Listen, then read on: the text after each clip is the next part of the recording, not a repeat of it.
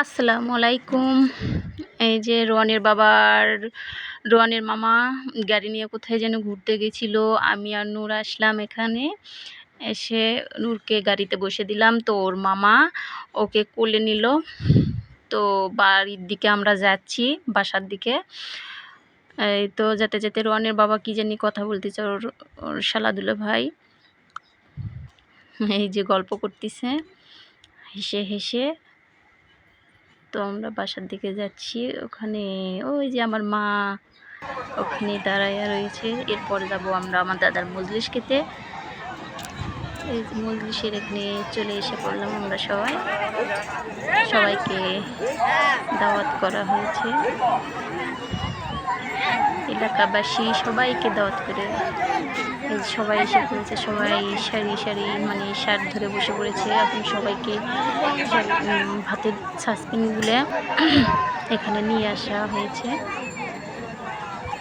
সব এগুলো সব দেখা যাচ্ছে, সব ভাত। এই যে ভাতের সাসপেন নিয়ে একটু পর ভাত দেওয়া শুরু হবে। সবাই সুন্দর করে বসে আছে। এই যে ভাত নিয়ে আসতেছে, দুইজনে কাঁধে করে ভাতের সাসপেন নিয়ে আসে। অনেক সুন্দর লাগে দেখতে। এই যে ভাত। এই তো আমার নূর সোনা রোদের মধ্যে বসে পড়েছে, অনেক অনেক এনজয় করতেছে নূরবাবু। এগুলো তো কখনো দেখেনি, অনেক মানুষ একসঙ্গে খাওয়া কখনো দেখেনি আমার ছেলে। নূর মোহাম্মদ অনেক মজা পাচ্ছে। আর আর মাটি দিয়ে আমার ছেলে মাটি দিয়ে খেলা করতেছে, অনেক মজা করে মাটি দিয়ে খেলা করে। এই যে অনেক মজা পাচ্ছে আমার ময়না। এরপর গরম দেখে নূরকে বাতাস করা হচ্ছে পাখা নিয়ে এসে, হাত পাখা। এরপর ভাত দেওয়া হচ্ছে, ভাত খেতে দেওয়া হয়েছে সবাইকে। সবাই বসে পড়েছে, সবাইকে ভাত দেওয়া হচ্ছে। দেখতে যে এত সুন্দর লাগতেছে সবাইকে।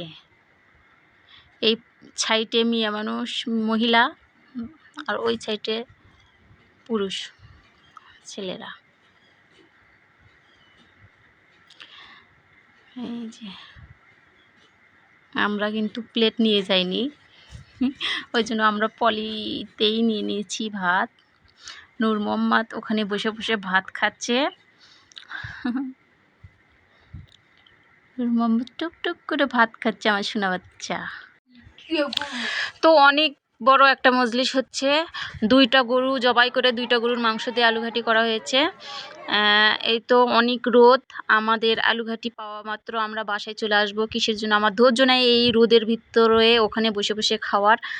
আমি আলুঘাটি পাওয়া মাত্র আমি বাসায় চলে এসেছি। চলে এসে বাসায় বসে বসে আমি আরামে খাবো ফ্যানের নিচে। তো আমাদের ভিডিও যদি ভালো লাগে থাকে অবশ্যই করে আমাদের জানাবেন, লাইক করবেন, কমেন্ট করবেন, শেয়ার করবেন। আল্লাহ হাফেজ, bye bye, ta-ta, see you.